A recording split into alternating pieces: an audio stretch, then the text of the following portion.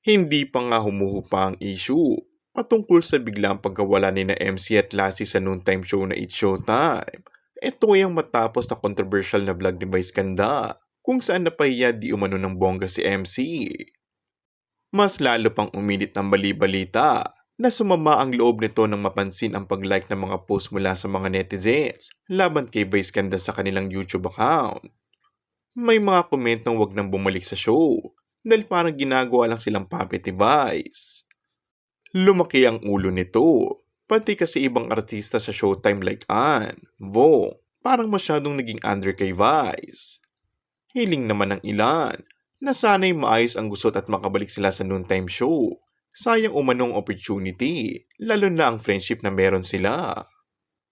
May ilan naman nagsabi na lumapit na lang sila sa Itbulaga at doon daw ay magiging pantay ang turing sa mga komedyante.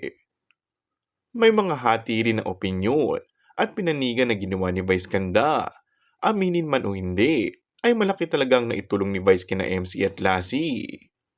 Pinagpipilitan yung mas magaling si MC at Lassie kay Vice, kaya nga buhay pa yung Showtime dahil kay Vice.